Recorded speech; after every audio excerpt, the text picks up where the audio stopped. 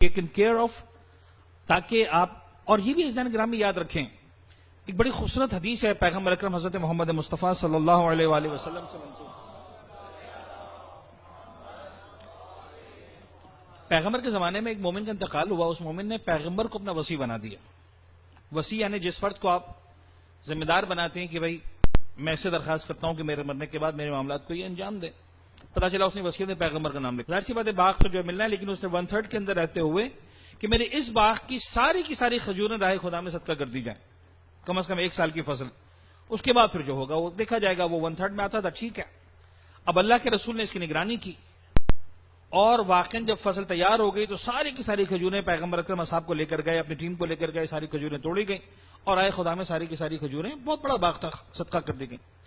اتنا بڑا باغ جب صدقہ کر دیا گیا، اللہ کے رسول نے خود ذمہ داری لی اس کی، تو آخر میں کسی صحابی کو کہا کہ جاؤ جا کر ایک آخری چکر لگا کے آؤ، کچھ بچ تو نہیں گیا، کہیں پر کوئی کھجور رہ تو نہیں گئی۔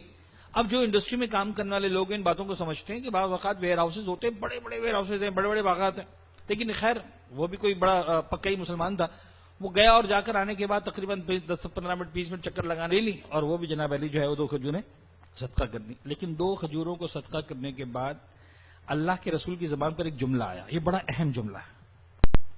فرمایا کہ مرنے کے بعد جو یہ اس نے سارا باغ راہ خدا میں صدقہ کر دیا، اس کا ثواب اتنا زیادہ نہیں تھا جتنا اگر زندگی میں یہ 2 کھجوریں دی ہوتی اس نے۔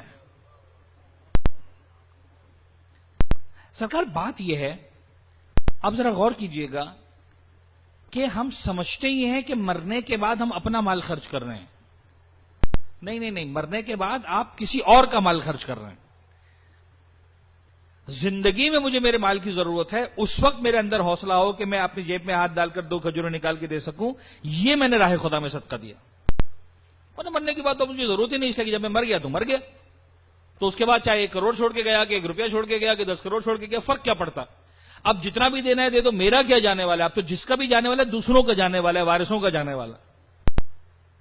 تو ذہن گرامی یہ حوصلہ بھی انسان کی زندگی کے اندر ہونا چاہیے۔